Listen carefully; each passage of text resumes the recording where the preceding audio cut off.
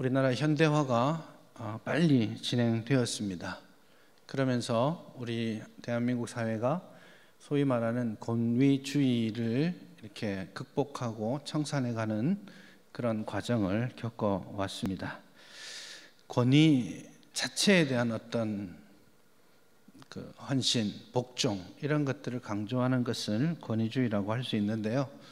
사실 우리나라가 그 권위주의를 가장 잘 반영하고 있는 오랜 기간 동안의 왕정 시대를 지나왔고요. 또 그 가치관을 형성해 왔던 소위 말하는 유교 문화가 우리 머릿속에 다 자리 잡고 있기 때문에 이 권위주의라는 것이 혹은 권위 자체에 대한 어떤 순종 이런 것들이 많이 요구되어 왔습니다. 그래서 그걸 좀 극복해가는 과정에 있는데요. 이 권위주의를 극복하고 청산하려고 하다 보니까 이 시대가 신속하게 그 일들을 진행하다 보니까 소위 권위 자체에 대한 부정적인 인식으로 우리에게 많이 자리하게 되었습니다. 문제는 권위주의를 청산하는 것인데 권위를 싫어하는 그런 시대가 되어버린 것이죠. 격언대로 말하자면 아이의 목욕물을 버리다가 아이까지 버리는 그런 불상사가 일어나게 된 것이죠. 그래서 이 시대에 젊은 사람들이 믿고 따를 만한 어떤 지도자, 권위가 사실 눈에 보이지 않습니다. 가정에서는 부모의 권위가 무너져 가고 있고, 교회에서도 목회자와 장로님들, 교회 지도자들의 권위가 사실 제대로 서지 않는 것이 현실입니다. 국가에서는 대통령을 그렇게 좋아하지 않습니다. 위정자들 뽑기는 뽑지만 아무도 믿지 않죠. 항상 욕하는 대상이 되어 있습니다. 그래서 하나님이 세우신 이런 가정과 교회와 국가의 권위들이 있는데 그 권위에 대한 합당한 존경과 순종 이런 것들이 이 시대에서 사라져 가고 있는 것이죠. 노인들이 생각보다 많이 학대를 받고 있습니다. 학대를 받는다고 신고하신 분들입니다. 신고 안 하신 분들이 더 많은데요. 신고하신 분들의 면면을 살펴보면 누구한테 학대를 받느냐 이렇게 거기에 대해서 어떻게 대답했냐면요. 약 70% 정도가 가족에게 학대를 받습니다. 제일 많이 학대하는 가족은 아들입니다. 저 같은 아들이 아무 필요가 없다라는 뜻입니다. 한 10명 중에 4명 정도는 아들에게 맞고 산다고 합니다. 그리고 배우자에게 혹은 딸에게 혹은 며느리에게 맞고 혹은 학대에 가까운 그런 대우를 받으면서 살고 계신다라고 보고가 되어 있습니다. 가정에서 이제 노인이 되어가는 부모님에 대한 존경과 사랑 이런 것들이 신속하게 우리 사회에서 사라져가고 있는 것이죠. 권위주의는 우리가 벗어버려야 하겠습니다. 그러나 하나님이 주신 권위에 대한 합당한 존경과 사랑, 그것은 하나님이 우리에게 엄격하게 명령하고 계시는 것입니다. 여러분 잊지 않아야 됩니다. 하나님께서는 이런 제도를 허락하셨고 가정, 교회, 사회, 국가라는 제도가 있습니다. 그런 제도를 허락하셨고 그런 제도에 직분자를 세우시고 교회의 직분자뿐만 아니라 사회에도 하나님이 위정자에게 직분을 허락하시고 그런 일들을 통해서 하나님은 그 직분을 행사함으로 말미암아서 이 세상을 다스려가고 계신다라는 것을 우리는 첫 번째로 중요하게 인정해야 합니다. 그것이 하나님의 방법이기 때문에 우리는 그것을 진지하게 생각하고 따라야 할 책임이 우리에게 있습니다. 그리고 그 권위를 이야기할 때, 특별히 사람과 사람과의 관계를 이야기할 때 오늘 10계명의 5번째 계명, 표현하자면 첫 번째부터 네 번째 계명까지가 대신 관계입니다. 하나님과의 관계 속에서 난 어떻게 해야 되는가?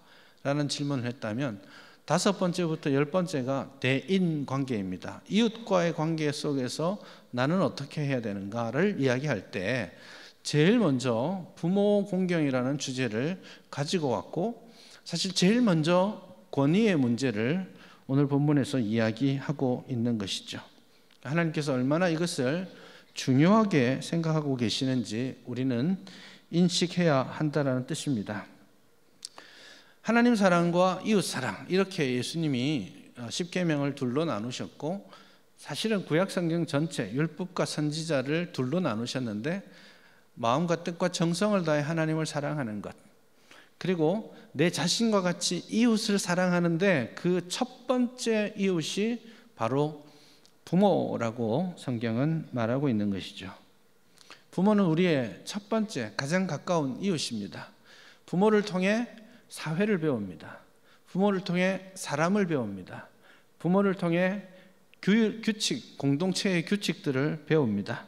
그렇기 때문에 모든 사람들은 부모를 통해 하나님을 배울 뿐만 아니라 이 이웃을 배우는 그런 교육의 장이 이루어지기 때문에 하나님께서는 이웃 사랑을 이야기하기 전에 제일 먼저 부모님을 공경하고 사랑해야 된다라고 말씀하고 있습니다. 오늘 본문의 표현에 따르면 너희 부모에게 순종하라 이렇게 되어 있지만, 십계명의 계명대로 치자면 내 부모를 공경하라 이렇게 표현되어 있습니다. 구약 성경에서는 거의 대부분 일관되게 부모를 공경하라 이렇게 번역을 해두고 있습니다. 그런데 이 공경한다라는 말은 문자 그대로 말하자면 내 부모님을 무겁게 여겨라 이런 뜻입니다. 공경하다는 말이 무겁다라는 형용사 표현인데요, 그 표현이 사실 구약 성경을 보면 특별하게 사용되고 있음을 우리가 생각할 수 있습니다. 특별히 강조가 되어서 명령형으로 이게 주어지는 본문이 구약 성경에서 딱 4번밖에 나오지 않아요. 그 4번 중에 딱 2번은 하나님을 공경하라.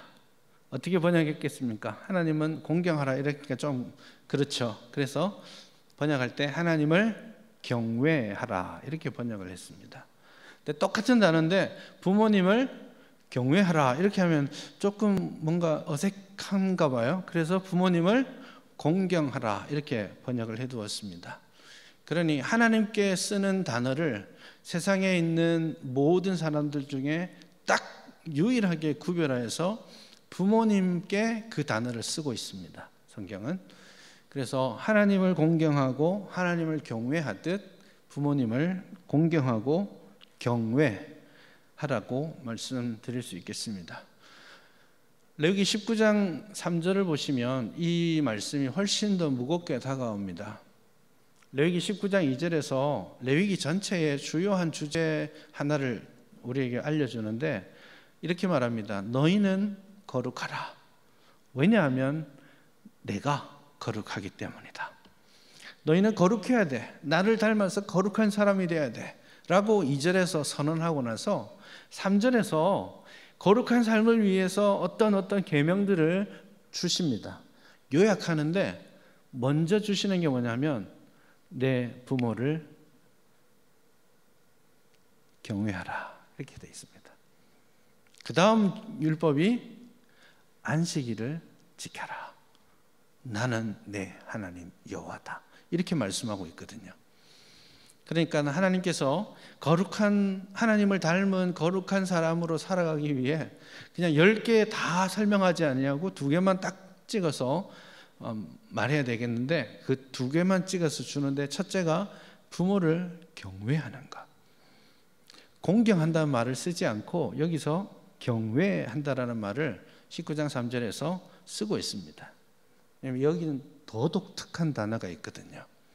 이거 뭐냐면 여기에 표현된 히브리어 단어는 이 경외라고 번역했는데 두려워한다라는 뜻입니다.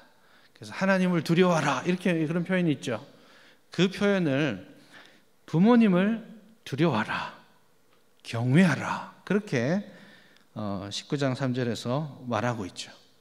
그래서 제가 지금 말씀드리고 싶은 것은 뭐냐면, 부모님을 공경하는 것은 하나님을 공경하는 것과 연결되어 있다라는 것입니다. 하나님을 공경하고 하나님을 사랑하는 사람은 마땅히 부모님을 공경하고 사랑해야 된다라는 것을 성경이 우리에게 가르치고 있습니다. 이 부모님은 단순한 우리의 이웃이 아니거든요.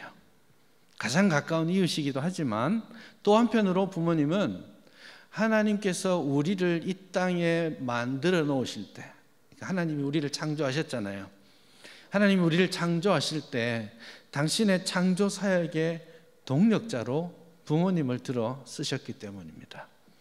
그렇기 때문에 하나님을 공경하는 것처럼 부모님을 공경하고 사랑하고 존중해야 한다는 겁니다. 같은 맥락에서 구약 성경은 부모님께 거역하는 것, 그것을 가장 무거운 죄악으로 간주하고 있습니다. 구약 성경의 율법은 지속적으로 부모 공경에 대해서 강조하고 있고 그 처벌 또한 심각합니다. 웬만하면 다 사형입니다. 성경에 나오는 모든 죄악이 다 사형에 해당되지 않습니다. 그러나 부모님을 공경하는 것, 여러분 하나님을 저주하면 사형이에요. 똑같은 맥락에서 부모님을 저주하고 욕하는 것 사형입니다. 부모님을 치는 자 사형입니다. 조금 더 나가 볼까요? 제가 만든 게 아니고 율법입니다. 부모님의 말씀에 거역하면 사형입니다. 부모님의 질책을 듣지 아니하면 사형입니다. 와, 큰일 났죠. 이제 구약시대에 살지 않는 것을 진심으로 감사해야 될 때가 됐습니다. 그만큼 부모님을 공경하고 존중하는 것, 사랑하는 것, 그것이 하나님께 있어서 대단히 중요한 가르침, 명령이라는 것을 본문은 말씀하고 있는 것입니다. 사실 구약시대에 그런 사형들이 실질적으로 일어났을까 생각해 보면 아닐 겁니다. 왜냐하면 이게 친고죄거든요. 부모님이 내 아들이 너무너무 말을 안 들어요 라고 마을에 가서 장로들에게 이야기하면 장로들이 마을 사람들을 소집해서 그 아이를 중간에 불러서 사형을 집행하게 됩니다. 그러니 사실은 아무리 말을 안 들어도 글쎄요, 이 부모님이 내 아들 말 안 듣는다고 가서 이야기할까 싶어요. 그래서 이 법이 정말 중요하지만 사실은 어쩌면 특별한 경우를 제외하고는 유명무실한 법이었을 거다라고 생각합니다. 아이들이 자녀들이 말을 잘 들었기 때문이 아니라 그럼에도 불구하고 부모님은 자녀들을 사랑하기 때문에 포기할 수 없기 때문에 이것을 결코 제 생각에는 결코 공동체 안으로 가지고 가지 않았을 것이라고 생각합니다. 어쨌든 부모님을 무겁게 부모님을 공경하는 것은 성경이 구약 성경부터 신약 성경에 이르기까지 지속적으로 강조하고 또 강조하는 인간의 기본적인 도리다라는 것을 말씀드리고 싶습니다. 이 사실을 여러분 먼저 우리가 인정하고 고백해야 합니다. 그것이 하나님의 뜻입니다. 비록 구약에 나와 있는 것처럼 공경하지 않으면 막 돌을 던져서 죽게 하고 이러지는 않지만 그 시대에 하나님께서 그렇게까지 강조하고자 했던 당신의 뜻이 지금도 여전히 유효합니다. 그러니 구약시대보다 훨씬 더 중요하게 이 말씀에 우리 자신을 맞닥뜨리게 해야 합니다. 칼빈 선생님께서 쓰신 책 가운데 기독교 강요가 있죠. 그 기독교 강요에서는 부모 공경에 대한 이야기를 하면서 부모 공경은 3가지 요소가 필요하다 이렇게 말합니다. 존경, 복종, 그리고 감사. 부모 공경은 이 3가지가 필요한데 첫째는 부모를 존경하는 것이고 두 번째는 부모의 말씀에 복종하는 것이고, 세 번째는 부모님께 감사하는 것이다. 그렇게 말하고 있습니다. 방금 말씀드렸던 것처럼 이 부모를 공경한다라는 히브리 말은 무겁게 여긴다라는 뜻이라고 했습니다. 이 부모님을 무겁게 여겨야 됩니다. 부모님의 말씀을 무겁게 여겨야 됩니다. 부모님의 삶의 여러 궤적들, 역사를 무겁게 받아들여야 됩니다. 그럴 때 소위 말해서 존경과 복종과 감사가 나오게 되는 것이죠. 부모님을 향한 우리의 자세가 어떠한지 한번 점검해 볼 수 있기를 바랍니다. 좀 부모님이 하시는 말씀 잘 귀담아 듣고 있는지, 흘려보내고 있는지 한번 생각해 보십시다. 사실 부모님은 레퍼토리가 있습니다. 했던 말 또 하시고 했던 말 또 하십니다. 생일날 통화하면 했던 옛날에 미역국도 못 먹었던 이야기 또 듣게 됩니다. 그럴 때 우리는 쉽게 부모님의 말씀을 흘려버리는 경향들이 있는데, 들었던 이야기 또 들어도 괜찮아요. 얼마나 더 듣겠나 하는 마음으로 부모님의 말씀을 귀담아 잘 들으실 수 있기를 바랍니다. 사실 이것만 잘해도 부모님하고 좋습니다.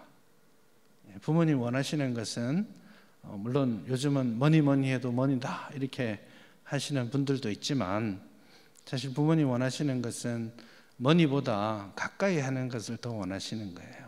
그래서 통화하고 찾아뵙고 뭐 맛있는 거 안 들고 가더라도 가서 이야기 들어드리고 부모님을 존중하는 것이죠.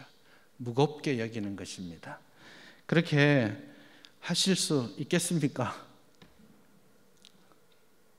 요즘 어른이 된다는 말이 참 부정적인 의미를 많이 가집니다. 성경시대에도 사실 한 100년 전만 해도 이 시대에 어른이 된다라는 말은 글쎄요, 지혜를 배우는, 지혜를 나눠주시는 그런 분입니다. 인생의 지혜를 가지고 권위를 가지고 그것을 전달해 주시는 분이죠.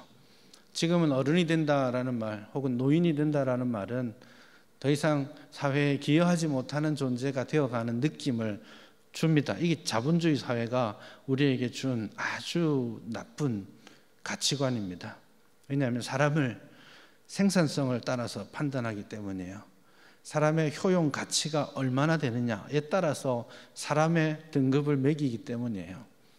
여러분, 결코 그렇게 성경은 우리의 부모님과 우리의 어르신들을 판단하지 않는다는 것을 기억하십시오. 지금도 여러분, 가능하면 우리 부모님들, 어른들의 지혜를, 삶의 이야기들을 듣고자 하는 그런 마음으로 듣고자 하는 노력들을 기울일 수 있기를 바랍니다. 혹 워낙 사회가 복잡하기 때문에 깨어진 관계들이 우리에게 있을 수 있습니다. 부모님을 공경하지 않는 사람들이 꽤 있습니다. 부모님은 나에게 좋은 영향을 준 적이 없다라고 판단하기도 합니다. 그렇게 정도 남아있지 않다고 그런 분들도 있을 수 있습니다. 부모님 하는 거 보니까 공경하고 따를 자격이 없다라고 생각하는 분들도 있습니다.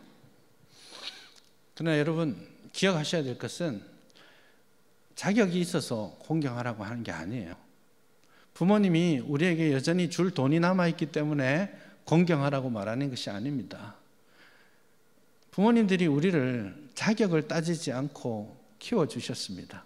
사랑하고 모든 것을 베풀어 주셨죠.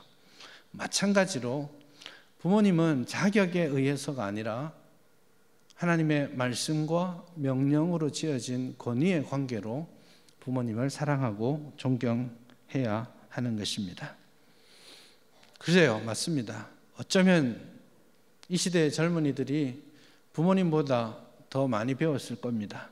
세상 보는 눈도 더 좋아져 있을 수도 있겠습니다. 그래요, 더 높은 지위를 가지고 있을 수도 있겠습니다. 그래요, 더 많이 돈 벌 수도 있겠습니다. 그러나 하나님이 주신 권위를 인정하고 부모님께 복종하는 저와 여러분 되었으면 좋겠습니다. 존경의 마음을 잃지 마세요. 잘 들으시고 할 수만 있다면 복종하기 위해 노력하십시오. 그리고 부모님이 하신 모든 일들을 기억하고 감사할 수 있기를 바랍니다. 부모님이 저한테 요즘 제일 많이 하시는 말이 고맙다입니다. 그 다음에 제일 많이 하시는 말씀이 미안하다입니다. 사실 우리가 해야 되는 말이죠. 부모님께 감사합니다. 더 잘하지 못해 미안합니다. 그렇게 해야 되는데 부모님은 뭐가 그렇게 미안한 게 많은지 미안하다 하시고 뭘 한 게 있다고 고맙다 하시는지 참 이해가 안 됩니다. 그 부모님의 마음을 우리가 잘 받을 수 있기를 주님의 이름으로 부탁드립니다. 5계명은 아주 특별한 한 특징이 더 있습니다. 사실 10계명은 전부 명령, 긍정이든 부정이든 명령하고 끝납니다. 이렇게 하라, 이렇게 하지 마, 이렇게 하지 마, 이렇게 해서는 안 돼, 이렇게만 말씀하는데 이 5계명만큼은 부모를 공경하라, 그리하면 하고 약속을 주십니다. 그래서 그리하면 내 하나님 여호와가 내게 준 땅에서 내 생명이 길리라. 또 다른 본문에서는 내가 장수하고 그 땅에서 내가 장수하고 복을 누리리라 이렇게 말씀해 주고 있습니다. 그래서 오늘 본문에서도 이 부모를 공경하는 이것이 약속이 있는 첫 번째 계명이라고 말씀하고 있습니다.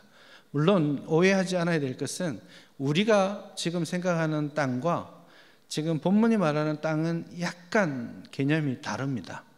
그래서 이 땅에서 부모님을 공경하면 내가 장수한다, 올해 90살 살 걸 100살 살고 이럴 거다라고 말하는 것은 아닙니다. 이 땅은 언약의 땅, 약속의 땅, 가나안 땅을 말합니다.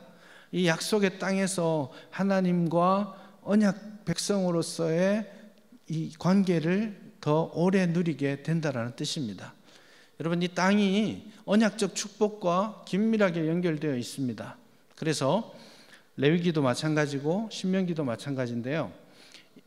하나님의 백성이 그 언약의 땅에서 하나님께 불순종했을 때 오는 여러 재앙들이 있는데 그 재앙의 마지막 중요한 목록이 뭐냐면 추방입니다. 땅에서 쫓겨나는 것이죠. 그래서 땅에서 오래 산다라는 말은 그 땅에서 하나님과의 언약 관계를 누리면서 기쁘게 복을 누리면서 살게 된다라는 뜻입니다. 그게 내 생명이 얼마나 오래 가느냐가 아니라 하나님과의 언약 관계를 오래도록 누리게 된다라는 그런 뜻입니다. 그럼에도 불구하고 하나님은 특별히 마음을 쓰시고 있는 것 같습니다. 그냥 다 명령하시면 됐는데 이것만큼은 약속을 주시잖아요. 혹은 약속을 다르게 해도 되지 않겠습니까? 이거 안 지키면 죽어 이렇게 해도 될 텐데 지키면 복을 누릴 것이다 이렇게 말씀하시는 그것을 우리는 기억해야 합니다. 우선 여러분, 누가 장수한다고 말하는 거예요? 누가 복을 누린다고 말하는 거죠? 부모님이? 내가. 이 율법은요 사실 부모님들이 좋아하는 율법이에요. 그래서 지난번에 10계명 처음 시작할 때 10개의 계명이 있는데 어떤 것이 가장 중요합니까? 라고 질문했더니 일부 예배 때 저 구석에 저는 못 들었는데 나중에 듣자 하니까 어떤 어르신 한 분이 말씀을 하셨대요. 내 부모를 공경하라. 매년 이거 참 성경에 나와 있기도 하지만 교회에서 강조하는 부분입니다. 부모를 공경하는 것. 그리고 부모님들이 이거 좋아하시는 경향이 있는데 사실은 이 계명은 자녀들을 위한 것입니다. 부모를 공경하면 부모님이 오래 산다고 말하는 게 아니고 잘 공경하면 부모님 오래 사시겠죠. 그리고 그걸 본 자녀들이 날 잘 공경하고 나도 오래 살 거예요. 아마 결론적으로는 그럴 수 있는데 그러나 이 방향 자체는 부모님에게 좋다라고 이야기하는 것이 아니라 너에게 더 큰 복이 있을 거야 라고 본문이 이야기하고 있는 것이죠. 그래서 사실은 이 계명이 부모님을 위한 계명이 아니라 나 자신을 위한 계명이라는 것을, 나 자신에게 복 주시고자 하는 하나님의 계획이라는 것을 여러분 인식할 수 있었으면 좋겠고요. 또 하나는 이 계명을 우리 어디에서 주로 많이 하면 주일학교, 중고등부, 대학부 아이들에게 이거 많이 이야기하는 경향이 있는데, 이 계명의 원래 수신자는 아이들이 아닙니다. 이 십계명은 어른들에게 주어진 계명이에요.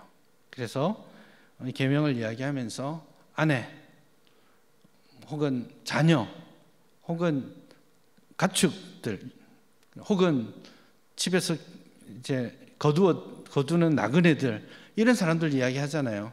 누굽니까? 소위 말해서 장년들입니다. 한 지금 40대, 50대 이분들이 들어야 할 말씀이에요. 우리 이제 10대, 20대, 30대 아이들이 좀 잘 듣고 했으면 좋겠다? 그거 아니에요. 그 아이들은 이 장년들이 하는 것을 보고 배우면 되는 거예요. 그래서 장년들이 이제 더 훨씬 80, 90이 되어 있는 그 어르신들을 어떻게 공경해야 될지를 본문이 이야기하는 것이라는 거죠. 사실 이 40대, 50대 장년들의 삶이 참 녹록지 않습니다. 정말 낀 세대죠. 부모님 어려워지고 계시고 뜻하지 않은 지출들 많아지고 자녀들은 계속해서 자라고 교육도 시켜야 되고 시집장가도 보내야 되고 정말 정신없는 그런 시간들인데, 그럼에도 불구하고 그 시간에 있는 사람들에게 이 부모님을 존중하고 공경하는 가치를 성경은 강조하고 있다는 것이죠. 어려운 줄 압니다. 바쁜 줄도 압니다. 그러나 부모님을 사랑하고 존경하고 공경하는 일에 게을르지 않기를 바랍니다. 그것이 하나님께서 우리를 향해 주신 첫 번째 계명이라는 것도 기억하시기를 바랍니다.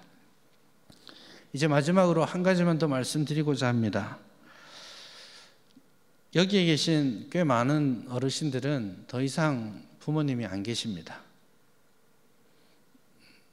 그냥 이분들은 자식들이 잘 들었으면 좋겠다라는 마음만 갖고 계실 수 있는데, 과연 여기 계신 어르신들, 더 이상 부모님이 안 계신 부모님들은 더 이상 필요 없는 계명일까요? 이 질문을 해보고 싶습니다. 웨스트민스터 대교리 문답에서 부모에 대해서 정의를 해두고 있습니다. 우리가 웨스트민스터 대소요리 문답을 우리의 신조로 한다, 이렇게 고백하고 있죠. 우리의 신앙 고백의 근간이 웨스트민스터 신앙 고백서에 있는데요. 그 대교리 문답에서 이렇게 질문합니다. 제5계명에 있는 부모는 누구를 뜻합니까? 답은 이렇습니다. 제5계명에 있는 부모는 육신의 부모뿐만 아니라 연령과 은사에 있어서의 모든 윗사람, 특히 하나님의 규례에 의해서 가정, 교회, 국가를 막론하고 우리 위에 있는 권위에 있는 자들을 말합니다. 그렇게 표현하고 있습니다. 다시 말해서 성경은 이 부모를 육신에 나를 낳아주신 부모에게만 제한하는 것이 아니라 하나님이 나의 위에 주신 모든 권위를 부모라고 표현하고 있다는 것이죠. 실제로 여러분 성경 전체를 보시면 부모라는 이름, 아버지 혹은 어머니라는 이름을 육신의 부모에게만 적용하지 않는다는 것을 압니다. 요셉이 애굽의 총리가 되었습니다. 근데 요셉이 이런 말을 합니다. 하나님께서 나를 바로에게 아버지가 되게 하셨다, 이렇게 표현합니다. 이 요셉의 국무총리로서의 직무 수행이 아버지로서의 직무 수행이라고 합니다. 엘리사는 자기 선지자 선생님이신 엘리야에게 아버지여, 내 아버지여, 이렇게 표현했습니다. 다윗은 사울 왕에게 쫓기면서 사울 왕을 아버지여라고 불렀습니다.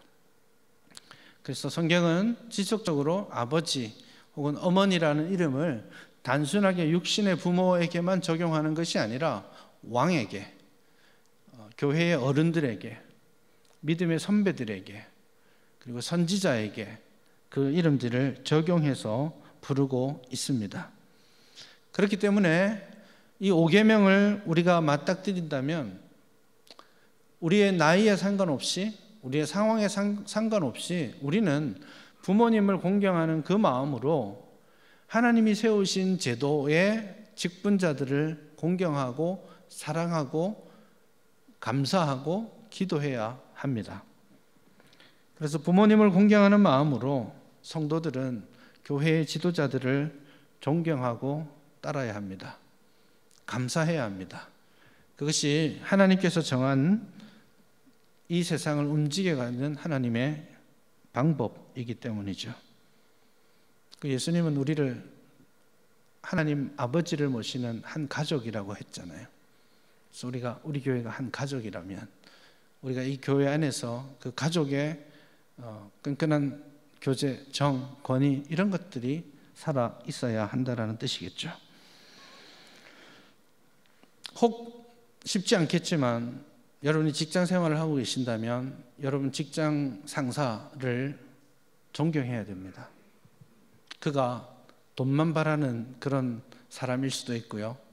나를 밟고 맨날 자기 것만 챙기는 그런 사람일 수도 있습니다. 그럼에도 불구하고 그 상전을 존경하고 따르기를 마치 죽게 하듯 하라고 오늘 에베소서 본문은 이야기합니다. 에베소 6장이 부모 공경에 대한 이야기로 시작했잖아요.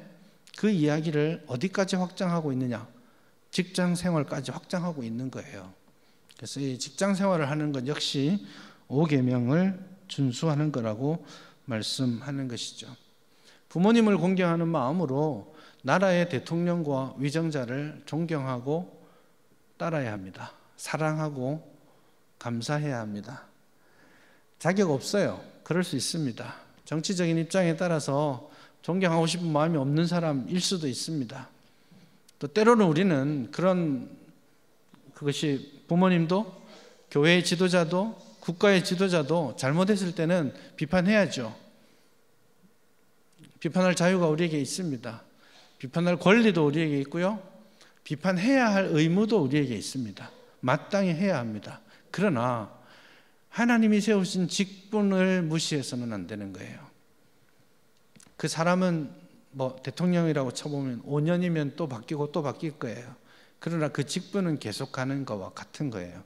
그 직분을 존중하고 직분에 충성하고 그 직분의 직무를 위해 우리는 항상 기도해야 될 책임이 있는 것입니다.